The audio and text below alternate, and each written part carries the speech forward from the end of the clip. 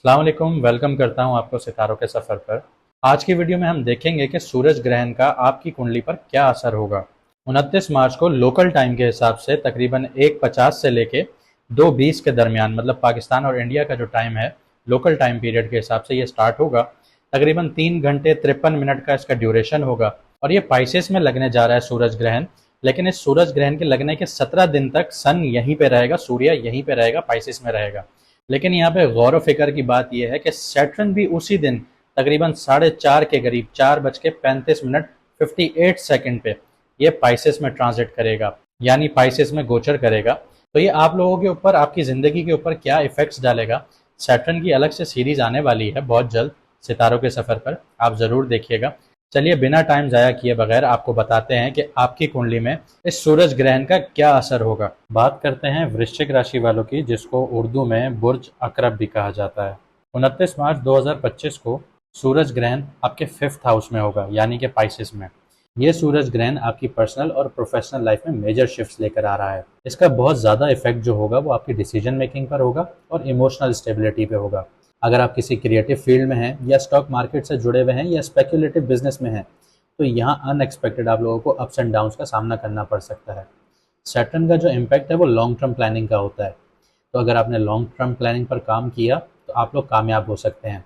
Financially अगर बात करूं तो सूरज ग्रहण की वजह से अगर आप लोग स्पेक्युलेटिव मार्केट्स में हैं, जैसे क्रिप्टो हो गया, स्टॉक मार्केट हो गई, कमोडिटीज़ हो गई, आपके बॉन्ड्स हो गए, आपके शेयर्स हो गए, या फिर आप लोग लॉटरी से जुड़े धंधे में हैं, तो ये पीरियड आपके लिए बहुत अप्स एंड डाउन्स का होगा, क्योंकि सूरज ग्रहण स्पेक्युलेटिव मार्केट्स के लिए सही नहीं है। इसी के साथ साथ सट्टेबाजी या कहीं पे इन्वेस्टमेंट करने से अवॉइड कीजिएगा, वरना आप लोगों को फाइनेंशियली लॉस हो सकता है। अगर किसी लीगल सेटलमेंट या आपका जायदाद का मसला है तो उसमें आपको सब्र रखना होगा, आप लोगों को डिलेज आ सकते हैं। शॉर्ट टर्म इन्वेस्टमेंट से बचें, अपनी लॉन्ग टर्म फाइनेंशियल गोल्स की तरफ प्लानिंग करें। अगर आप बिजनेस में हैं तो किसी नए प्रोजेक्ट को शुरू करने से पहले अपनी फाइनेंशियल फिजिबिलिटी को ज़रूर देखिएगा। किसी भी फाइनेंशियल डिसीजन में जज्बात में आके आप लोगों ने डिसीजंस नहीं लेने। सब्र रखिएगा, अच्छी रिसर्च कीजिएगा और अगर हो सके तो एक्सपर्ट्स या प्रोफेशनल्स की एडवाइस ज़रूर लीजिएगा। बात करता हूँ आपके करियर पर, तो करियर आप लोगों का अच्छा होगा, ग्रोथ देखने को मिलेगी। लेकिन अगर आप लोग कॉर्पोरेट जॉब्स में हैं तो आपके सीनियर्स या आपके बॉस आपसे एक्सपेक्टेशंस हाई रखेंगे। इसी के साथ साथ ये एक टाइम पीरियड है कि आपकी लीडरशिप स्किल्स जो हैं वो टेस्ट होंगी, आपकी क्रिएटिविटी टेस्ट होगी। लेकिन जो लोग बिजनेस में हैं तो उनके लिए पार्टनरशिप्स में आपके प्रोजेक्ट्स डिलेज हो सकते हैं। अगर आप किसी के साथ पार्टनरशिप में बिजनेस कर रहे हैं या कोई प्रोजेक्ट कर रहे हैं तो उसमें आप लोगों को डिलेज का सामना करना पड़ सकता है, पेपर वर्क में मुश्किलात आ सकती हैं।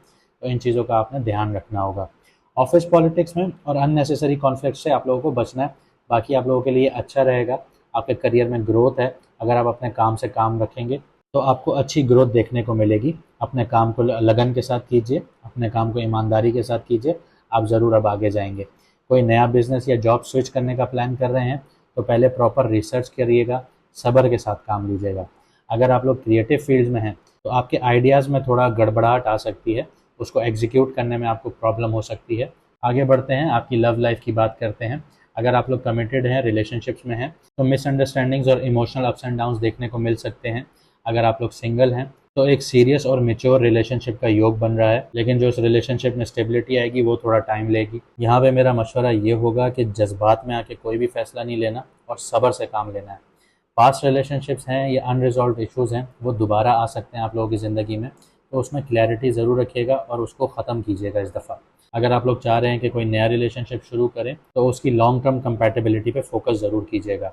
मैरिड लोगों की बात करता हूँ, अगर आप लोगों के रिश्ते में ऊंच नीच चल रही है तो ये एक ट्रांसफॉर्मेटिव फेज़ है। आराम से बैठिए, एक दूसरे को सुनिए, ओपन कम्युनिकेशन कीजिए, मामला हल हो सकते हैं।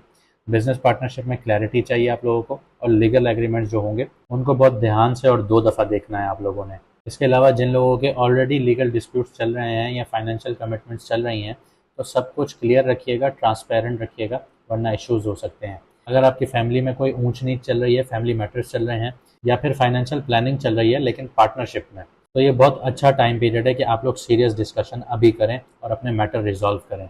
हेल्थ की बात करूं तो आप लोगों को डाइजेस्टिव इश्यूज हो सकते हैं, तो ज़्यादा मैदे वाली चीज़ें, ऑयली चीज़ें अवॉइड कीजिएगा। इसके अलावा अपनी नींद पर बहुत ज़्यादा ध्यान दीजिएगा, प्रॉपर अपनी नींद पूरी कीजिएगा, क्योंकि नींद डिस्टर्ब हो सकता है, स्लीप साइकिल आपका डिस्टर्ब हो सकता है।